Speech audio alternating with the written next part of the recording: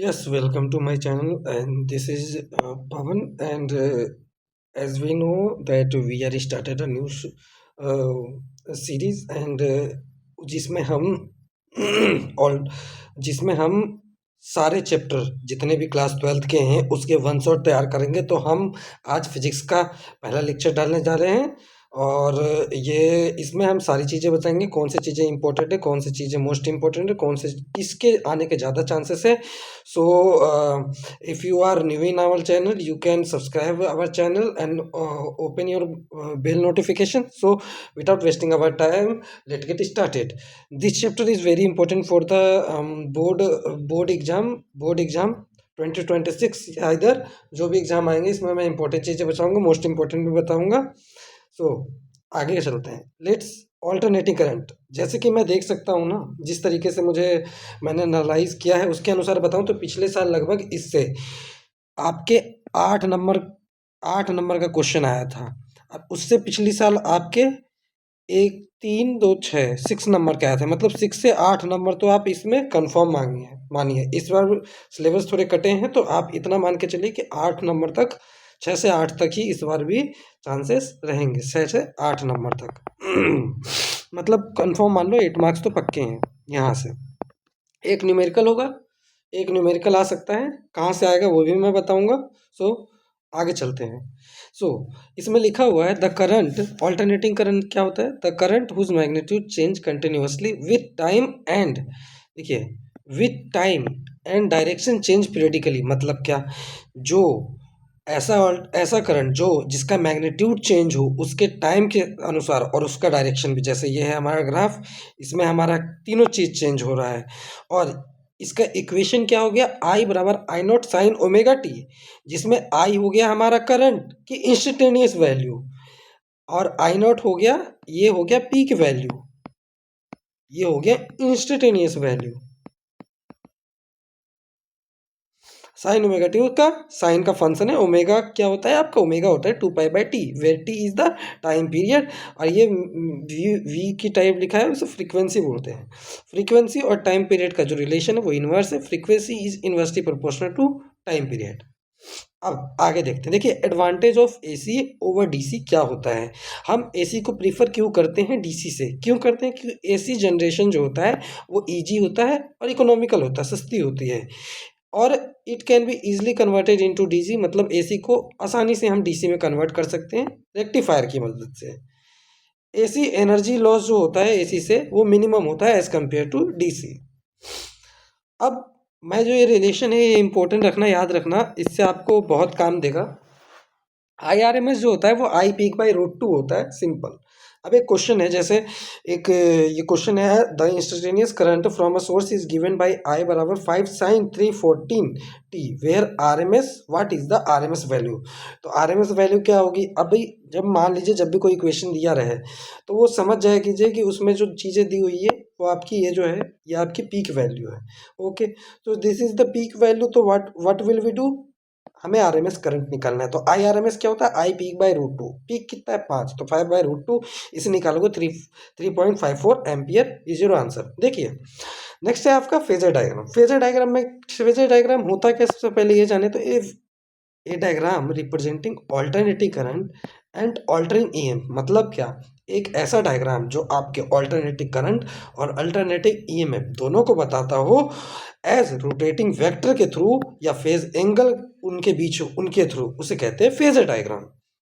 Next topic है AC through resistor. AC through resistor में क्या होता है? एक रजिस्टर लगा दो, उसे एक एसी सोर्स से कनेक्ट कर दो, और उसमें करंट क्या है उसका वो है, जैसे ई का हमारा ई मतलब ईएमएफ मान लो, वोल्टेज मान लो, उसका ई नॉट साइन ओमेगा टी। हम जानते हैं कि वी बराबर आई आर होता है, ई बराबर आई आर हो गया, तो ई की जगह ई की वैल्यू रख दी ई नॉट साइन ओमेगा टी, और ये आई आर वैसे ही रख दिया। अच्छा, तो आई बराबर क्या होता है? अगर यहाँ से मैं आई बराबर लिखूँ तो आई बराबर ई बाई आर। ई की वैल्यू क्या है जानते हैं हम? E not sine omega T, और आर आर ही रह जाएगा। तो E by R, E not sine omega T by R, यहाँ से आएगा हमारा आई, आई नॉट, तो वही हो जाएगा I not by sine omega T. तो इसका इक्वेशन बन गया आई बराबर I not sine omega T. बस। अब इसमें क्या याद रखना है, इसमें ये याद रखना है पहले तो ये, फिर ये जो फाइनल है वो, और इसके बाद क्या आपका ये आपका ग्राफ, फिर फेजर डायग्राम और ये नोट छोटा सा, ये इम्पोर्टेंट है। इसमें क्या चीज़ सबसे पहले पूछ देता है कि इसमें ग्राफ बनाओ, तो होता क्या है इसमें, जो आपका वो ईएमएफ होता है और क्या आपका करंट होता है, वो दोनों क्या होते हैं, एक ही डायरेक्शन में होते हैं, इनमें कोई भी फेज डिफरेंस नहीं होता। तो वही मैंने नोट में लिख रखा है, in resistance phase phase the current and the voltage will be in same phase, एक ही फेस में होंगे। ठीक है, there is no phase difference between current and voltage, कोई भी फेज डिफरेंस करंट वोल्टेज में नहीं होगा। उसी को इसमें हमें ग्राफ में दिखाया है ऐसे, फेजर डायग्राम में भी वही चीज़ मैंने बताई है। आई होप यहाँ तक आपको समझ में आ गया होगा। आगे चलते हैं। आगे ये है कि जैसे ये दिया हुआ है कि एक रजिस्टेंस है 20 ओम का, वो कनेक्टेड है एक सोर्स के साथ, ऑल्टरनेटिंग करंट 110 वोल्ट 50 हर्ट्ज के साथ। तो पहला क्वेश्चन ये है कि आरएमएस करंट निकालना। अच्छा जी, करंट निकालना है तो गिवन वैल्यू लिख दो, पहले रेजिस्टेंस इतना लिख दिया, पीक वैल्यू इतना लिख दिया, तो हमें आरएमएस निकालना है। तो आई आरएमएस क्या होता है, V R M S by two. अच्छा, V R M S by two हो गया, ओके। तो हमारा हमारा क्या दिया हुआ है, वी आर एम एस क्या दे रखा है, V R M S by root two. निकालना क्या है, R M S current I निकालना था। वी आर एम एस क्या है आपका, ये जो 110 है, ये आपका ऑल्टरनेटिंग करंट, ये आर एम एस है, पीक नहीं है यहाँ, ये आर एम एस है। आर एम एस 110 है, तो 110 बाई रजिस्टेंस कितना 20 दे दिया, 5.5 एम्पियर, खत्म। अब देखो यहाँ पे पूछते हैं मैक्सिमम इंस्टेंटेनियस करंट। तो मैक्सिमम इंस्टेंटेनियस करंट के लिए क्या करेंगे, ये देखो हम क्या करेंगे, मैक्सिमम इंस्टेंटेनियस करंट के आई आर एम एस हमारा क्या होता है, I peak by root two. तो आई पीक क्या हो जाएगा आपका, आई पीक हो जाएगा I R M S by root two. तो I peak into root two से आपका 2 मल्टीप्लाई हो जाएगा और वो आ जाएगा। नेक्स्ट है AC through inductor. AC through inductor में क्या है कि आपका इंडक्टर है वो एसी सोर्स से कनेक्टेड है, और यहाँ पे की है, करंट जा रहा है, उसका साफ ये याद कर लेना। आपको डेरिवेशन मतलब मेरे हिसाब से उतना इंपॉर्टेंट नहीं था, इसलिए मैंने नहीं कराया, आपको लगे तो करा लीजिएगा। आई बराबर I I not sine sine omega T minus pi by two आएगा। इसमें क्या याद करना है कि एक प्योर इंडक्टर में जो करंट होता है वो लैग करता है behind the voltage and the phase angle by pi by two radian, और the voltage lead the current by pi by two radian. वही चीज़ मैंने दोबारा लिख दिया है। अब इसमें फेज ग्राफ में क्या बनेगा, जैसे कि हम जानते हैं कि इंडक्टर में क्या आगे रहता है, आपका वोल्टेज आगे रहता है, तो वोल्टेज को आगे दिखा दिया, करंट को नीचे दिखा दिया, बस इसका डायग्राम बना दिया। और ये डिट्टो ऐसे ही बना के आना, graph between E and I. Phasor diagram में क्या करना है, देखिए हम जानते हैं करंट नीचे होता है, इसको 90 नीचे रखेंगे, इसको उसी से ऊपर ले जाएंगे, और इन दोनों के बीच जो वो रखेंगे वो 90 डिग्री का रख देंगे, यहाँ से ऐसे ये 90 डिग्री का कर देंगे बस, और ये ओमेगा टी हो जाएगा इतना छोटा सा, बस ये आपका फेजर डायग्राम हो गया इस तरीके से। नेक्स्ट आते हैं, देखिए नेक्स्ट है इंडक्टिव रिएक्टेंस। इंडक्टिव रिएक्टेंस एक तरह का रेजिस्टेंस ही होता है। इसमें क्या होता है, the opposing nature of inductor, the opposite nature of inductor to flow alternating current, मतलब रेजिस्टेंस की तरह कॉल इंडक्टिव रिएक्टेंस, जिसे which is denoted at XL. तो एक्सएल को क्या लिखते हैं, ओमेगा एल। ओमेगा एल में क्या हो जाता है, इंडक्टर, ये एल किस में ओमेगा टूटता है, 2 pi V, as I said upward. तो 2 पाई वी क्या हो गया, फ्रीक्वेंसी, एल हो गया इंडक्टर, बस। अब नेक्स्ट क्वेश्चन एक देख देते हैं। एक ईएमएफ है 220 वोल्ट का, ये 220 sine omega sine 100 pi T is applied to a circuit, एक सर्किट में है जिसमें इंडक्टर है, जिसको 1/पाई से दिखाया गया है। Written in the equation instantaneous current का लिखना है और रीडिंग गैल्वेनोमीटर में बतानी है। तो हम जैसे इक्वेशन देखा है 220 साइन 100 पाई टी, पीक हो गया 220, ओमेगा हमने लिख दिया, ये एल इतना लिख दिया। तो सबसे पहले क्या हमें मालूम चाहिए, अगर हमें करंट निकालना है तो दो है इंडक्टर, तो हम पहले एक्सएल निकालेंगे, रेजिस्टेंस निकालेंगे। तो एक्सएल क्या होता है, ओमेगा एल। एक्सएल ये हो गया, ओमेगा की वैल्यू हमने यहाँ, ओमेगा ये हो जाता है, तो 100 पाई पूरा ओमेगा टी होता है ना ओमेगा, तो 100 पाई हो गया हमारा ओमेगा, तो 100 पाई लिख दिया। और एल की वैल्यू हमारा 1/पाई यहाँ पे लिखा हुआ है और यहाँ पे भी लिखा हुआ है, ठीक है। तो 1/π लिख दिया, इसे काट दिया, तो हमारा एक्सेल आ गया 100, मतलब 100 वो है। इक्वेशन लिखनी है, तो इक्वेशन के लिए क्या होगा, पहले हम आई निकालेंगे, आई बराबर ई बाई आर। तो यहाँ पे रेजिस्टेंस क्या है, इंडक्टिव रिएक्टेंस। तो एक्सेल तो 220/100 तो 2.2 एम्पियर हमारा क्या होगा, करंट होगा। हमारी एक इक्वेशन, जैसे कि इंडक्टर में देखा जाए तो करंट की क्या होते हैं, I not sine omega T minus π/2। तो आई पीक हमारा 2.2 एम्पियर आ गया।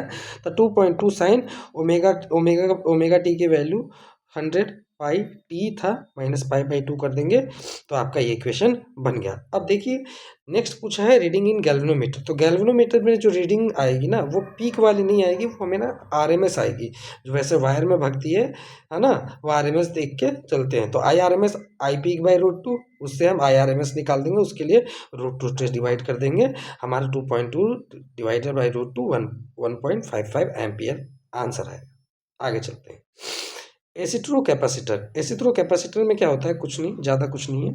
एक कैपेसिटर को एक ऑल्टरनेटिंग एसी सोर्स से लगा देते हैं, तो उसका जो इक्वेशन बनता है वो बनता है आई बराबर I not sine omega T plus π/2 way it is π/2। यहाँ पे मतलब देखो ये इक्वेशन ही आपको बताता है। इसमें क्या था, आपका करंट लैग कर रहा था, उसमें इक्वेशन जो बन रहा था वो बन रहा था माइनस π/2 -π/2। ये देखो -π/2, यहाँ पे साफ बोल रहा है करंट पीछे भाग रहा है, ठीक है, तो वोल्टेज आगे भागेगा।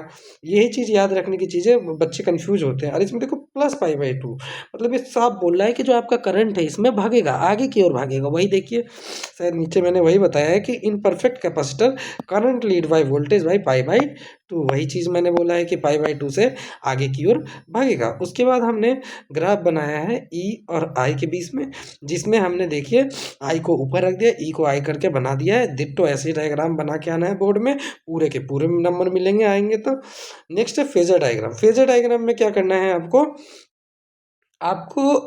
ये इस तरीके से बनाना है, क्योंकि एज वी नो कि करंट आगे भाग रहा है, तो करंट, ये रहा करंट, ये रहा वोल्टेज, इन दोनों के बीच में 90 डिग्री, और ये ईएमएफ ऊपर, ये टाइम, फेजर डायग्राम नीचे लिख देना है बस।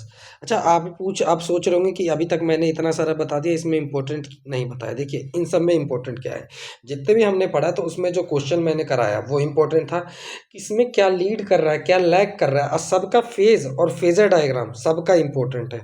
आई रिपीट कि मैंने जितने भी न्यूमेरिकल कराए उस तरह के numerical, I R M S और आई पीक, और उसके साथ जितने भी मैंने फेजर डायग्राम कराए और वैसे डायग्राम कराए जिसमें मैंने लीड लैग वाले बताए हैं, वो याद होने चाहिए और इक्वेशन मालूम होनी चाहिए बस। आगे चलते हैं। देखिए बाकी आएगा इंडक्टिव रिएक्टेंस के डेफिनेशन मालूम होना चाहिए, उसका फार्मूला भी, और नेक्स्ट कैपेसिटिव, ये इंपॉर्टेंट है। देखिए जो इंपॉर्टेंट रहेगा मुझे बोर्ड के लिए मैं वही बताऊंगा, ज़्यादा इंपॉर्टेंट रहेगा। वैसे इंपॉर्टेंट सब कुछ है, लेकिन जो ज़्यादा इंपॉर्टेंट है, ज़्यादा अभी फुले पूछे जा रहे हैं ट्रेंड में, वो यहाँ से क्वेश्चन बन नहीं रहे। यहाँ से बन भी रहे हैं तो आपके लैग और पीक वाले में से एमसीक्यू में बन रहे हैं, ठीक है। आपका ज़्यादातर क्वेश्चन आपका जो बन रहा है वो आरएमएस से बन रहा है, और आपका वो ट्रांसफार्मर से बन रहा है, ठीक है जी। देखिए कैपेसिटिव इंडक्टेंस का क्या कहना है, कि कैपेसिटिव इंडक्टेंस ये भी एक तरह का क्या है, रेजिस्टेंस है। तो ये बोलता है the opposing nature of capacitor तो फ्लो द अल्टरनेटिंग करंट, वो क्या होता है आपका कैपेसिटिव रिएक्टेंट होता है, जिसे हम एक्सी से बोलते हैं। तो एक्सी बराबर क्या हो जाता है, 1/ωc, और ये आपस में फिर 2πVc हो जाता है, जहाँ पे सी क्या होता है, कैपेसिटर होता है। अगर मैं एक क्वेश्चन देखूँ कि a capacitor of 10 micro farad is connected to AC source of इतना, एक इतने से कनेक्टेड है, तो इंस्टेंटेनियस करंट लिखना है सर्किट का, और क्या रीडिंग होगी एसी की उसकी अमीटर में, ये बताना है। तो हम जानते हैं कि ई की वैल्यू हमारा ये होता है, तो ई पीक तो ये वाला हो जाएगा 220 वोल्ट, ओमेगा ये ओमेगा 100π हो जाएगा बस।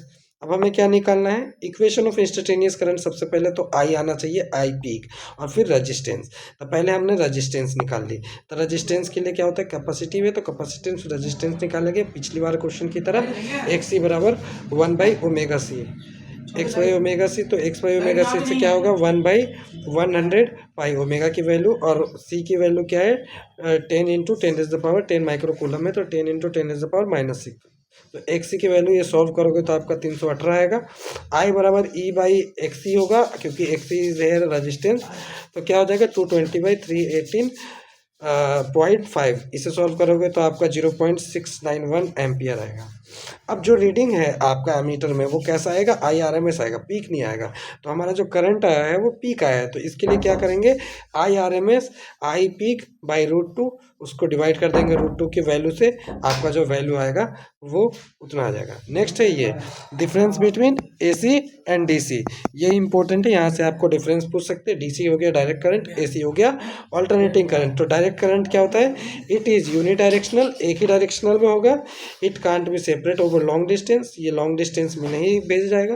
लेकिन ऑल्टरनेटिंग करंट के बारे में बात करूँ तो ये क्या होता है, बाई डायरेक्शनल होता है, ये सप्लाई होता है लॉन्ग डिस्टेंस तक। DC क्या होता है, it can flow through cross section area, इस क्रॉस सेक्शन एरिया वायर के क्रॉस सेक्शन एरिया से फ्लो करता है, और AC सरफेस से फ्लो करता है। वो क्या होता है, DC क्या होता है, it can measure through moving coil galvanometer और हॉट वायर अमीटर से। लेकिन AC का क्या होता है, वो हॉट वायर अमीटर से ही होता है। DC का क्या होता है कि वो स्टोर किया जा सकता है, और AC का क्या होता है, ये कांट बी स्टोर्ड।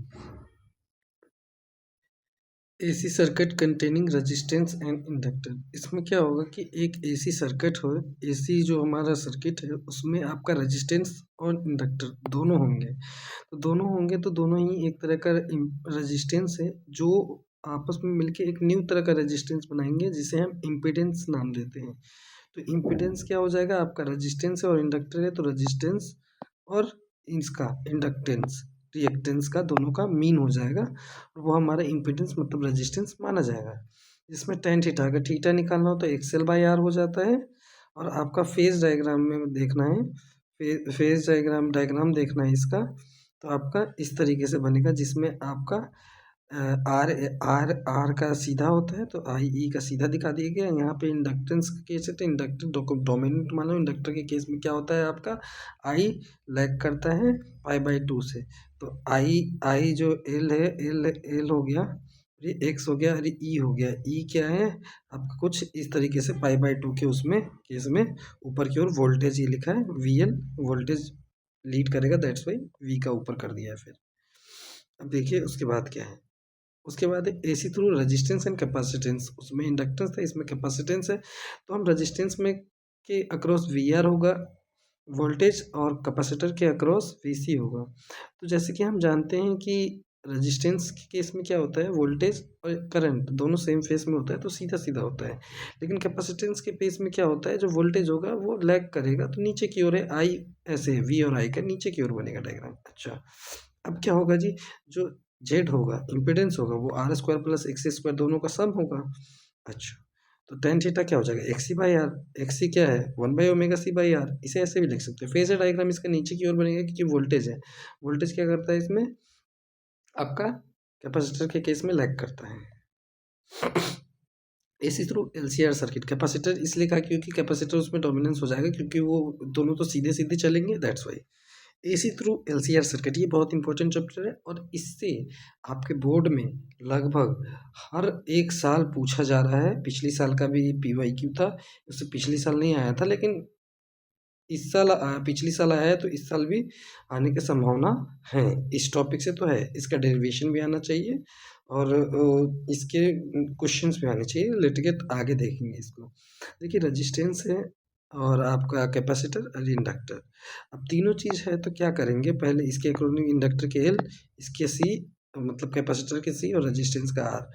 इंडक्टर के केस में ऊपर की ओर होगा, कैपेसिटर के केस में नीचे, और ये दोनों नीचे। ये वोल्टेज V और I का वो है डायग्राम में। इसके बाद क्या है फंडा उससे, कि इसका आपका डायग्राम ऐसे बनेगा कि VC नीचे की ओर, VL ऊपर की ओर, और VR ऐसे। लेकिन अब इन दोनों को ऊपर लाएंगे तो VL माइनस VC हो जाएगा। VL माइनस VC/R, तो बीच में इन दोनों का रिजल्टेंट V चला जाएगा, तो हमने V बना दिया। अब अगर मैं रिजल्टेंट निकालूंगा तो क्या आएगा, इसका मीन वैल्यू आएगा। इसको मैंने सॉल्व किया VL माइनस VC, क्योंकि वो ऊपर है। इसका और इसका लेके इन दोनों का जब मैं सॉल्व करूँगा, तो इन दोनों का इस तरीके से सॉल्व करेंगे, तो आपका जो ये आएगा इम्पीडेंस, वो ये आया XL minus XC plus R²। जो ज़्यादा होगा उसे पहले ले लीजिएगा, जो कम होगा उसे बाद में ले लीजिएगा। VL क्या है, IXL हो जाएगा, VC IXC हो जाएगा, मतलब वोल्टेज V बराबर IR, सारे एक रेजिस्टेंस तो V बराबर IR हो जाएगा। तो देखिए इसे हम इम्पीडेंस ट्रायंगल से समझते हैं कि जो हमारा एक्सएल और एक्सी था वो सीधा तो सीधा कर दिया, रेजिस्टेंस नीचे था, तो इम्पीडेंस हमने जो इन दोनों का रिजल्टेंट आता है वो ऐसे है आता है, तो ये जेड हो गया। तो ये पाइथागोरस थ्योरम से हम क्या समझते हैं, Z square XC XL minus XC plus R square, तो जेड क्या आ गया, ये आ गया। पाइथागोरस थ्योरम करके सिंपली सा your answer will be come. Next see, tan theta की बात करें तो वही हो जाएगा। टेन थीटा क्या होता है, परपेंडिकुलर बाई बेस। तो परपेंडिकुलर क्या है आपका, ये परपेंडिकुलर है, ये बेस है, तो वही लिख दिया। कॉस थीटा क्या हो जाता है आपका, कॉस थीटा हो जाता है आपका बेस बाई हाइपोटेन्यूज। तो बेस क्या है, आर बाई एच देखो वही है। फिर देखो रेजोनेंस कंडीशन एक ऐसी कंडीशन होती है जिसमें क्या होता है, आपका capacitive inductance is equal to the inductive capacitance. That means XC is equal to XL हो जाता है। तो एक्सी इक्वल टू एक्सएल, तो एक्सी क्या हो जाएगा, एक्सएल क्या हो जाएगा 2 पाई वी एल, एक्सी क्या हो जाएगा 1/ओमेगा सी। ओमेगा सी किस में बनेगा 2 पाई वी। अब इन दोनों को क्या हुआ, इसमें से एल नीचे आया गया, 2 पाई वी का होल स्क्वायर हो जाएगा। तो 2 पाई वी क्या होता है, 2 पाई वी होता है ओमेगा, ये 2 पाई वी क्या होता है ओमेगा। तो 2 पाई वी होता है ओमेगा, लिखूंगा नहीं, 2 पाई वी होता है ओमेगा। तो ये ओमेगा यहाँ से आगे आया, यहाँ की ओर आया ये स्टेप, और यहाँ पे ओमेगा स्क्वायर हो गया। ओमेगा स्क्वायर 1/LC, तो ओमेगा 1/LC। रेजोनेंस कंडीशन में ओमेगा 1/LC। उसके बाद आगे power factor in LCR. Power factor क्या हो जाता है, cos फाई। cos फाई क्या होता है, R/Z, रेजिस्टेंस बाई जेड। पहले केस में मैंने क्या देखा, अगर कैपेसिटेंस ज़्यादा हो तो क्या हो जाएगा, कैपेसिटेंस ज़्यादा है तो वो जो एलसीआर सर्किट होगा ना आपका कैपेसिटिव रिएक्टेंस की तरह वो करने लगेगा। तो उसमें जो आपका डायग्राम बनेगा वो नीचे की ओर बन जाएगा, जैसे उसमें बनता था आपका वोल्टेज वाले के केस में, कि इसमें आपका अगर कैपेसिटेंस है तो वो लैग करता है, दैट्स वाई नीचे की ओर है। एक्सेल में आपका एक्सेल इंडक्टिव रिएक्टेंस है, डोमिनेट करने लग जाएगा, तो आपका ऊपर की ओर बनेगा, वी नेट इनके बीच में हो जाएगा। रेजोनेंस कंडीशन की बात करूं तो देखिए इसमें क्या होता है, रेजोनेंस कंडीशन में आपका कि ये हमारा पी आई है और ये हाफ है, ठीक है।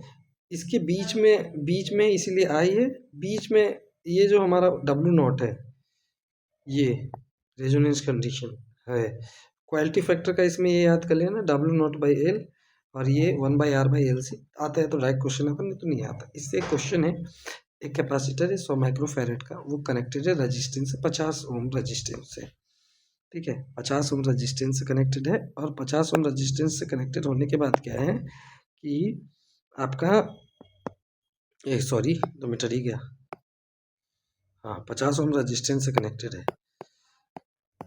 50 ओम रजिस्टेंस से कनेक्टेड, इंडक्टेंस है 0.5 हेड्स। ये देखो ये हो गया, ये हो गया, कैपेसिटेंस में कनेक्टेड सीरीज में है, एलसीआर वोल्टेज इतना है, फ्रीक्वेंसी इतना है, सबकी वैल्यू लिख दो। रेजिस्टेंस 50 ओम, एल 0.5, कैपेसिटेंस 100, ई 110, ये इतना। देखिए हमारे पे एल दिया है, इंडक्टेंस दिया है, हम पे इंडक्टिव रिएक्टेंस नहीं दिया है, तो क्या करेंगे, पहले एक्सएल और एक्सी दोनों निकालेंगे। तो एक्सी निकाल लिया हमने फॉर्मूले से, 2 पाई 1/ओमेगा सी से 318.5 आया। इंडक्टिव निकाल लिया 1/ओमेगा एल, वो आया 157। अब आर दे रखा है तो इससे हम इम्पीडेंस निकाल लेंगे, तीनों को सम करके जो ज़्यादा है उसको पहले रख के उससे माइनस कर देंगे। दूसरे वाले से हमेशा कर लेना, नहीं तो आपको इसमें 3 केस बताने पड़ेंगे। वो तीनों केस से अच्छा मैंने यही वाला बता दिया। इसको करने के बाद 3 केस ये होते हैं कि एक में ज़्यादा एक में कम हो जाता है, तो जिसका ज़्यादा उसको कम रख के कर दोगे, ये सॉल्व हो जाएगा। जिसका ज़्यादा होगा उसको आगे रख लेना, बस यहाँ पे ये ध्यान रखना। फिर उसको सॉल्व करोगे तो इम्पीडेंस आएगा 134.7, मतलब रजिस्टेंस इतना है। उसके बाद क्या निकालना है, हमारा आई निकालना है। तो आई बराबर क्या होता है, V/R। आर हमारा रजिस्टेंस ही तो है 134.7, उससे डिवाइड कर देंगे, 0.816 एम्पियर हमारा आंसर आ जाएगा, बस खत्म। नेक्स्ट क्वेश्चन देखते हैं। एक कॉइल है जो आपका इतना हेनरी इंडक्शन से इतना एम रेजिस्टेंस से कनेक्टेड है, 220 वोल्ट, इतना वोल्ट फ्रीक्वेंसी एसी सप्लाई से। तो इम्पीडेंस फाइंड करना है सर्किट का, और time lag between the alternating current in दोनों के बीच में बताना है। तो एल है तो एक्सएल हो जाएगा, और एक्सएल क्या होगा, एल है बस तो एक्सएल हो जाएगा। एक्सएल क्या हो जाएगा 1/ओमेगा एल हेनरी दे रखा है ना 0.1 हेनरी, तो हाँ 1/a में गए तो देखो एक्सएल 2π v लग गया, 2π v, और ये 2πv और ये हो गया एल। यहाँ से हमारा ये आ गया एक्सएल। एक्सएल को और इन दोनों को सोल्व करेंगे तो जो हमारा रेजिस्टेंस आया वो कितना आया 3.3 ओम अप्रोक्स में, है ना, 10 के करीब है तो इतना आ गया। तो इसको tan थीटा से निकाल देंगे, कितना थीटा है, थीटा बराबर ओमेगा एल बाई आर हो जाएगा। इसको सॉल्व करेंगे तो 3.14 है, मतलब थीटा क्या है, tan इनवर्स 3.14 जो 72 डिग्री के करीब होता है। अगर आएगा तो दिया रहेगा पेपर में, नहीं तो नहीं दिया रहेगा, इतना कठिन नहीं आएगा, आपको इतना भी छोड़ दोगे तो छोड़ देगा। फेज डिफरेंस निकालना है तो आपको पता है, इसे बस रेडियन में चेंज कर दो, जिसको जो भी हमारा डिग्री है उसको π/180 से रख दो, आपका ये भी हो जाएगा। नेक्स्ट बात करूँ तो डेल्टा टी आपका टाइम लाइक पूछा है तो P/W इस तरीके के क्वेश्चन है, अभी आप पूछे नहीं जा रहे, आपका आएगा तो ज़्यादा से ज़्यादा यहीं तक आएगा, इस तरीके का आने रहा है। देखिए नेक्स्ट है, ये क्वेश्चन है हमारा, एक साइनसोइडल वोल्टेज है, ये साइनसोइडल वोल्टेज और पीक वैल्यू कितना है 283 वोल्ट है, एंड फ्रीक्वेंसी कितना है 50 हर्ट्ज है। ये अप्लाइड होता है सीरीज LCR सर्किट में, जिसमें रजिस्टेंस 3 ओम, इंडक्टर इतना मिलीहर्ट्ज और कैपेसिटर इतना। LCR सर्किट है, साफ पता लग गया। अब क्या निकालना, पहले इम्पीडेंस निकालना है तो सिंपल इन तीनों का इम्पीडेंस निकाल लो, रूट में जिसका ज़्यादा होगा रेजिस्टेंस है, कैपेसिटर कितना है, कैपेसिटर ज़्यादा है, कैपेसिटर को इंडक्टेंस से माइनस करके और दोनों का वो ले लो, सम ले लो, वो हो जाएगा हमारा इंडक्टेंस। देखो इसमें भी इंडक्टिव रिएक्टेंस दिया नहीं है, एल दिया है ना, हाँ हर्ट्ज में देखो, हर्ट्ज में फ्रीक्वेंसी दी है, कैपेसिटर और इंडक्टर दिया है, तो पहले इंडक्टिव रिएक्टेंस और कैपेसिटिव रिएक्टेंस निकालेंगे। तो इंडक्टिव रिएक्टेंस के लिए क्या करेंगे, एक्सएल बराबर ओमेगा एल, तो सबकी वैल्यू यहाँ पे लिख ली है हमने पहले कि ओमेगा ई हमारा इतना है ना, एल इतना है 25.48, कैपेसिटेंस 796 पॉइंट माइक्रोफैरड है, फ्रीक्वेंसी 50 हर्ट्ज है ना। तो इन सब को लिख के अब इसको सॉल्व कर लेंगे। एक्सएल बराबर ओमेगा एल, ओमेगा क्या होता है 2πv, एल एल है तो 2 इंटू पाई की value 3.14, frequency 50, inductance 25.48 micro, micro है तो 10⁻⁻3, इसे सॉल्व करोगे तो 8 ओम आएगा। एक्स सी बराबर 1/ओमेगा से, तो एक्स सी बराबर 1, 2πv 50 और 796 माइक्रो फैरेड है तो -6, सॉल्व करोगे तो 4 आएगा। अब 8 4 आ चुका है तो 8 - 4 और 3 का स्क्वायर कर दो, 5 ओम रजिस्टेंस आ जाएगा। इसके बाद अगर फेज डिफरेंस की बात करूँ तो 5 बराबर tan inverse XL minus X C by R हो जाता है, मतलब क्या, तो 8 - 4/3 तो tan इनवर्स आ गया। ये इस तरह के क्वेश्चन आपका बन जाता है। फिर पावर डेसिपिएट की बात करूँ तो पावर क्या होता है, P बराबर आई स्क्वायर बाई आर, तो आई बराबर क्या हो जाएगा, आई अगर निकालना है तो हमारा RMS निकालेंगे, तो आई के लिए क्या होगा, आपको जो पीक वैल्यू है वो, और जेड मतलब रजिस्टेंस लोगे तब, तो ये हमारा RMS वैल्यू चला जाएगा और आ जाएगा, तो हमारा पूरा सॉल्व करने पे 40 एम्पियर आएगा। पावर फैक्टर क्या होता है, जब भी पावर फैक्टर आएगा तो उसमें cos फाई डाल देना। cos फाई क्या हो गया आपका, ट्रेंगल बना लो, उससे पता कर लो। नेक्स्ट है वाटलेस करंट। वाटलेस करंट क्या होता है कि एक ऐसा current which does not consume power for its flow in the circuit called wattless current, मतलब एक ऐसा करंट जो पावर को कंज्यूम नहीं करता जब उसमें से करंट जाता है, उसे वाटलेस करंट कहते हैं। अब नोट में क्या है कि पावर क्या है 0, तो वाटलेस करंट जब पावर 0 है तो क्या होगा, उसके बीच में फेज डिफरेंस π/2, क्यों, क्योंकि P बराबर क्या होता है VRMS IRMS cos फाई, तो जो इसमें cos की वैल्यू होगी वो 90 हो जाएगी, जिसके कारण क्या हो जाएगा, पूरा इक्वेशन लो, अब पावर क्या हो जाएगा आपका 90 हो जाएगा,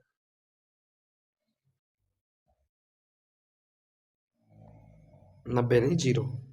AC डिवाइसेस, देखिए AC डिवाइसेस में आपका ट्रांसफार्मर है, और यहाँ से बहुत इंपॉर्टेंट है ये, यहाँ से क्वेश्चन आपके पक्का आएगा +3 नंबर का, और यहाँ से नहीं तो आपका LCR से, दोनों में से कहीं एक से बनेगा क्वेश्चन। तो देखो ट्रांसफार्मर क्या है, एक डिवाइस है which is use to increase और डिक्रीज ऑल्टरनेटिंग वोल्टेज, जो इंक्रीज और डिक्रीज दोनों करने में मदद करता है ऑल्टरनेटिंग वोल्टेज के। इसमें दो तरीके के ट्रांसफार्मर होते हैं, step up and step down.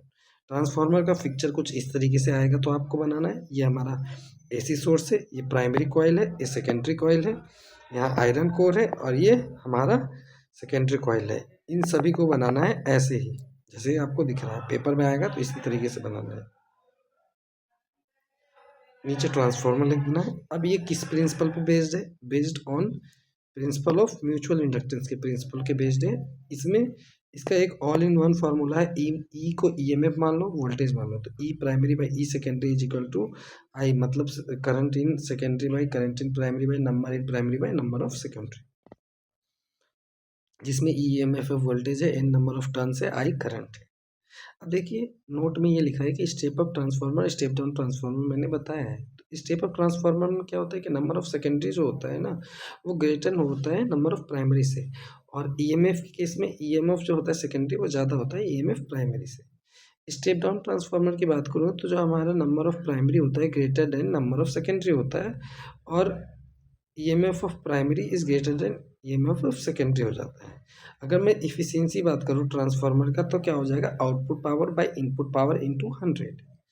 अगर नेक्स्ट बात करूँ एनर्जी लॉस इन ट्रांसफार्मर कैसे होता है, तो उसमें 4 तरीके से होता है। पहला एडी करंट लॉस, दूसरा फ्लक्स लीकेज, तीसरा कॉपर लॉस, और चौथा हिस्टेरिस लॉस। आएगा तो डायरेक्ट यही लिखना है, या और कुछ नहीं है। यूज़ ऑफ ट्रांसफार्मर की बात करूँ तो ट्रांसफार्मर का यूज़ किस पर्पज़ में हो सकता है? इंडक्टेंस फ्लोरेंस में हो सकता है, वोल्टेज रेगुलेटर में हो सकता है, और वेल्डिंग में हो सकता है। यूजेस आ सकते हैं।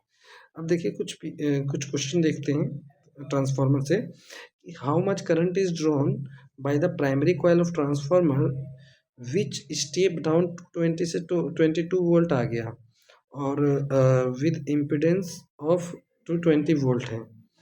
ठीक है, तो क्या हो जाएगा? ई प्राइमरी क्या हो गया हमारा? ये प्राइमरी हो गया, सेकेंडरी हो गया। तो हमारा ई प्राइमरी 220 वोल्ट, ई सेकेंडरी हो गया हमारा 22 वोल्ट। रेजिस्टेंस कितना दे रखा है? इम्पीडेंस ऑफ 220 ओम है, 220 ओम होगा, है ना। तो ये इम्पीडेंस रेजिस्टेंस हो गया। तो पहले क्या निकालेंगे? आपको निकालना है हाउ मच करंट निकालना है, तो आई बराबर ई बाई आर हो गया, तो ये आ गया 0.1। लेकिन ये हो गया आपका पहला। अच्छा, लेकिन आपको ट्रांसफार्मर में निकालना है, तो आपका कौन सा होगा? I primary I secondary by E primary by E secondary. अब देखो how much current can be drawn by the primary coil, तो प्राइमरी कॉइल का निकालना है, ये सेकेंडरी कॉइल का आ चुका है। I primary I secondary by E secondary E primary, तो आई प्राइमरी क्या हो जाएगा आपका? E secondary E primary into I secondary. इसे सॉल्व करेंगे तो आपका ये आंसर आ जाएगा। नेक्स्ट क्वेश्चन देखते हैं। देखिए एक स्टेप डाउन ट्रांसफार्मर है जो कन्वर्ट होता है वोल्टेज को 220 वोल्ट से 220 वोल्ट इंटू 220 वोल्ट इन ट्रांसमीटर लाइन में होता है। नंबर ऑफ टर्न जो है प्राइमरी कॉइल में वो 5000 है, और इफिशियंसी जो है ट्रांसफार्मर की वो 90%। तो आउटपुट जो पावर है वो 8 किलो कैलोरी का निकलना है। तो पहले में क्या पता करना है? बताना है determine the turn in secondary coil के टर्न कितने हैं सेकेंडरी कॉइल में। तो उसके लिए क्या आपको पता है? आपको वोल्टेज पता है प्राइमरी, ये सेकेंडरी, ठीक है, और ये नंबर ऑफ टर्न्स N1। बस ये चीज़ें यहाँ पे हम पहले गिवन में लिखेंगे कि ई प्राइमरी क्या है 220 वोल्ट, 2002 सेकेंडरी हो गया 220 वोल्ट, नंबर ऑफ प्राइमरी हो गया 500, तो इफिशियंसी 90%। आउटपुट पावर दे रखा है 8 किलो वोल्ट। तो एन बराबर क्या हो जाता है? Output power by input power. तो एफिशिएंसी की बात करूँ तो आउटपुट पावर कितना है? पी नॉट बाई एफिशिएंसी हो जाएगा। इनपुट निकालना है तो इनपुट पावर पी नॉट कितना है आपका? 9 दे रखा है, 9 किलो वोल्ट। आउटपुट का आउटपुट ये इफिशिएंसी 90% रख देंगे तो इनपुट का आ गया पावर। अब जितना पावर आया है देखो जी, अब पावर आ गया हमारा कि 8.9 है। तो कौन सा सवाल हो गया आपका? इनपुट पावर, पहले इनपुट पावर निकालना है, determine the number of turn in secondary coil. तो number of turn in secondary coil के लिए क्या होगा? आपका पावर आ गया पी आई, इनपुट पावर, ठीक है। तो number of secondary by number of primary, और number of secondary by EMF of secondary by EMF primary. तो ईएमएफ सेकेंडरी निकालना है तो क्या होगा आपका? यही होगा E S by E P into N P. इसको सॉल्व करोगे तो नंबर ऑफ प्राइमरी कितना आ गया आपका? उतना आ गया। इनपुट पावर आपके इधर है, ये दूसरे नंबर का है, और ये पहले नंबर का है। Determine the turn in secondary coil. बस ये भी हो गया। देखिए कुछ ऑल्टरनेटिंग करंट के 3 साल के PYQ है, वो भी एक बार देख लेते हैं। जैसे ये पिछले साल क्वेश्चन आया था 1 नंबर में, 2025 का है ना। तो ये क्वेश्चन क्या बोलता है देख लेते हैं कि एक आइडियल सोर्स से स्टेप स्टेप डाउन ट्रांसफार्मर के इलेक्ट्रिक, जिसमें क्या बोला है electrical energy is not loss. तो दिस इज स्टेटमेंट से सब स्टेटअप में क्या होता है ये भी मैंने पढ़ाया है कि वोल्टेज होता है डिक्रीज होता है, करंट इंक्रीज होगा, इनवर्स रिलेशन। तो बोथ करंट बोथ बोथ क्या है इसमें, assertion reasoning are correct and reason is correct explanation of assertion। A option इसका आंसर होगा। ठीक है, यहाँ पे आपका वो बताया कि आइडियल केस में 90 से 95% होता है और आइडियल सॉरी नॉन आइडियल में 90 से 95% इफिशियंसी होती है, आइडियल के केस में 100% तक इफिशियंसी आपकी ट्रांसफार्मर की मानी जाती है। देखिए नेक्स्ट आया था ये आपके 1 मार्क्स में MCQ है 2025 का ही है, जिसमें क्या था वोल्टेज था, ये अप्लाइड किया जाता है सर्किट में, करंट दिखता था। तो average power consume in the circuit over the cycle, पूरा एक साइकिल में कितना एवरेज पावर हुआ ये बताना था।